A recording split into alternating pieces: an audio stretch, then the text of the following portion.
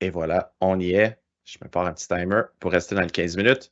Donc, merci Alexandre. Merci à notre partenaire de nous donner un moment de vous parler de ShareGate aujourd'hui. Pour ceux qui ne connaissent pas ShareGate, ShareGate, c'est un outil, une solution Microsoft 365, SharePoint, quand vient le temps des grandes migrations, des opérations quotidiennes, que ce soit dans Teams et dans SharePoint. Ceci dit, ShareGate existe depuis maintenant près de 15 à 16 années, je crois, et on est bel et bien connu comme étant un outil de migration qui permet également de rouler des rapports. Donc, si vous allez sur Google, vous tapez migration, c'est sûrement ShareGate qui va sortir. Ça fait longtemps qu'on est là, on a quand même cette notoriété dans le marché, mais la raison qu'on est ici aujourd'hui, vraiment, c'est pour vous parler de la value plus de ShareGate quand vient le temps de la gouvernance de Teams, des groupes Microsoft 365 et vraiment de permettre aux utilisateurs d'être plus productifs de la façon qu'ils fonctionnent. Oh, le partage d'écran ne semble pas actif. On va réessayer ça. Tentative numéro 2. Merci Samuel. On voit la solidarité dans les gens qui ont le même prénom. C'est bon maintenant, on a Ça bien ton fonctionne? écran, Samuel Martineau. Fantastique. Et merci à Samuel Gaston, Raoul pour l'alerte. On va quand même retourner en arrière rapidement. Et voilà, donc comme je disais, ShareGate est connu comme étant cet outil-là qui est un multi-outil qui permet de faire beaucoup de choses, mais on est quand même connu pour la migration et les rapports. Mais ce qu'on veut s'assurer d'être capable de faire aujourd'hui, c'est de mettre l'accent sur tout ce qui est l'automatisation de Teams, l'automatisation de la création et de la gestion de ces teams, des groupes Microsoft 365, la gestion quotidienne aux besoins quand il y a des feux à éteindre là, en tant que IT admin, ainsi que le provisioning de ces teams-là. Donc, on a vraiment une philosophie là, que la meilleure façon de créer et d'utiliser ces outils, c'est de laisser les utilisateurs prendre le volant tout en mettant là, les barrières à la bonne place pour s'assurer qu'ils restent sur le droit chemin. Donc, ça va me faire plaisir de répondre à des questions, mais votre contact est bel et bien Patrick Coyle, qui est également participant aujourd'hui sur l'appel, votre Channel Sales Manager chez ShareGate. Donc, je vous invite à prendre en note ces informations, à contacter au besoin. Je crois qu'on peut partager la diapo après l'appel, mais dans tous les cas, on est facile à rejoindre, ShareGate.com, écrivez-nous. Donc, sans plus tarder, on va passer le reste du temps vraiment avec une démo rapide de ces nouveaux outils de gestion. Pour ceux qui nous connaissent, vous êtes sûrement familier avec cet outil de migration, l'outil qui est installé localement sur votre machine pour runner des migrations, pour lire des rapports et tout. Mais lorsque vient le temps de la gouvernance, cela prend place sur votre browser en SaaS. Donc, tout est connecté sur les serveurs de ShareGate.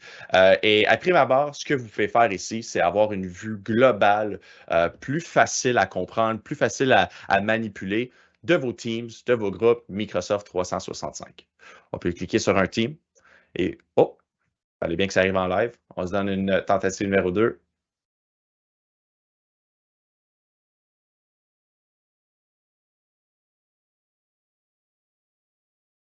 Fait comme un petit refresh. Et donc, en passant, comme disait Sylvie Alexandre, je suis québécois, je suis canadien, ça se peut qu'il y ait des anglicismes qui sortent. Provisioning en français, j'ai aucune idée de ce que c'est, mais on va faire avec.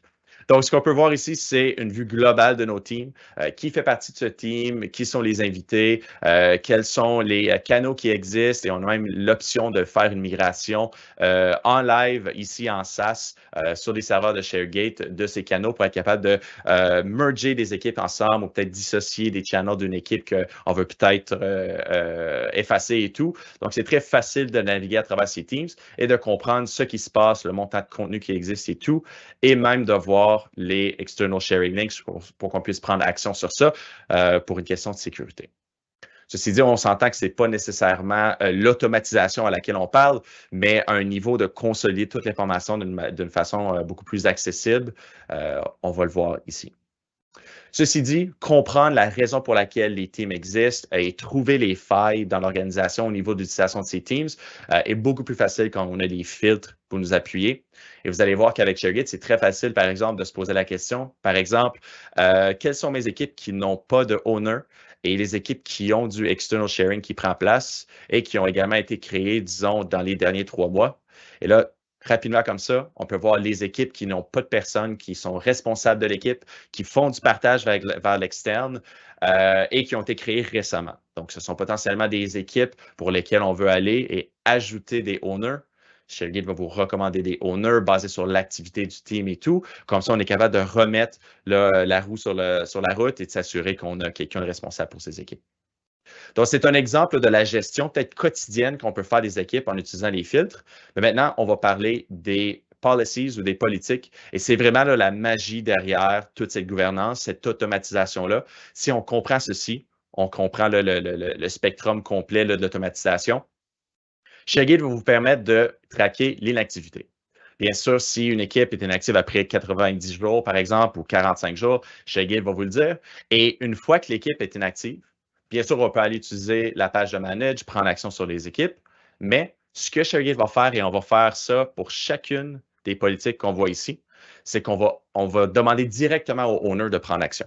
Parce que les owners des équipes sont les bonnes personnes pour dire qu'est-ce qui se passe avec cette équipe, est-ce qu'elle est encore utilisée, pourquoi elle est utilisée à la fréquence à laquelle elle est utilisée, qu'est-ce qu'on fait avec le contenu, comment, à quel point est-ce que le contenu est confidentiel, etc. Donc là, par exemple, si cette équipe est inactive, on peut demander à notre owner de prendre action sur cette équipe.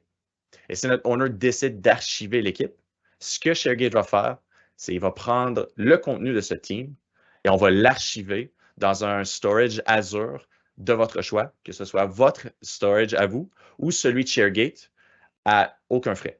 Donc, c'est complètement gratuit. Vous pourriez stocker des petabytes de data dans ce Azure Storage et ça ne vous coûtera rien. Et c'est très facile ensuite d'aller voir et de dire, OK, donc, disons, là, en juin, j'ai archivé une équipe. Je peux aller voir tout le contenu qui a été archivé et c'est très facile, disons, de l'envoyer au OneDrive de la personne qui cherche ce contenu. Bref, ce que ça permet de faire, c'est de laisser les owners prendre la décision sans mettre à risque les données qui existent dans ce team. Ça permet d'avoir un tenant qui est plus clean, qui a moins de team, qui est plus facile à utiliser parce que je suis sûr qu'il y a des gens sur cet appel qui n'ont aucune idée du nombre d'équipes dans leur tenant qui ne sont pas utilisées ou même le nombre d'équipes qui existent dans le tenant. Et c'est complètement normal. On entend ça tous les jours. Et c'est beaucoup de travail de scripter tout ce travail, d'aller trouver ces équipes et de prendre action. Donc, demandons aux owners, ces personnes qui comprennent pourquoi les équipes existent, de prendre action. Il y a d'autres policies telles que les purpose tags qui permettent de mieux comprendre pourquoi les équipes sont créées. Ces purpose tags vont être ajoutés aux équipes. Comme ça, on peut comprendre si c'est des équipes de projets externes, des équipes de onboarding, des équipes sociales. On peut créer des propres purpose tags si on veut. Et ça permet d'avoir une meilleure compréhension de la raison d'être de ces équipes. Et ensuite, en utilisant les filtres comme on a vu, on peut également changer là, et prendre différentes actions sur ces équipes basées sur leur raison d'être. External Sharing Review, plusieurs organisations à qui on parle ne permettent pas le external sharing ou rendent l'external sharing extrêmement difficile et laborieux puisque c'est une très grande opportunité d'avoir des failles de sécurité dans l'organisation. Et nous, notre approche, c'est de vous donner l'option de choisir ou non si une équipe va avoir du external sharing, mais de demander au owner de valider le sharing et les inviter dans les teams. Donc, par exemple, après 30 jours, 45 jours, peu importe la fréquence qui fonctionne pour nous, on peut écrire au owner automatiquement et leur dire « Hey, Karen en ressources humaines, tu es owner de 3 équipes, et il y a des guests, il y a des lignes qui existent dans ces équipes. Peux-tu, s'il vous plaît, valider chacun de ces items? » Donc, encore une fois, on responsabilise la bonne personne, on allège le travail sur le dos de l'équipe de IT et on automatise la gouvernance au complet. Et finalement, on a également nos sensitivity tags. Et ça, ce que ça permet, c'est, encore une fois, de comprendre à quel niveau les équipes sont confidentielles, quelle est la profondeur de confidentialité du contenu qui se trouve dans ces équipes, et encore une fois, de changer les settings de cette équipe basés sur ceci. Donc, si on nous dit quand on crée un team que le contenu va être confidentiel, bien, ça va seulement permettre le sharing avec les guests qui ont présentement accès ou les nouveaux guests. On ne va pas permettre à des nouveaux guests de joindre l'équipe et ce sera seulement disponible pour les équipes qui sont privées. Donc, on peut comprendre qu'à ce point-ci, en créant, en appliquant, en utilisant chacune de ces politiques, on peut gérer le life cycle de nos équipes, de la création jusqu'à l'archivage du contenu. On peut comprendre la raison d'être des équipes, à quel point le data est confidentiel et on peut même automatiser la gestion des sharing links. Avec un petit 5 minutes, ce qu'on va regarder maintenant, c'est le provisioning. C'est beaucoup de travail. Je suis certain qu'il y a des gens sur cet appel qui utilisent un formulaire que les gens doivent remplir, demander la création d'un team. Ça prend quelques jours avant que ça soit créé. Ça crée beaucoup trop de friction pour les utilisateurs. Et ce que ces utilisateurs-là vont faire, c'est qu'ils vont aller sur Google Drive. Ils vont partager ça avec leurs partenaires et IT n'a maintenant plus de visibilité sur ces liens-là.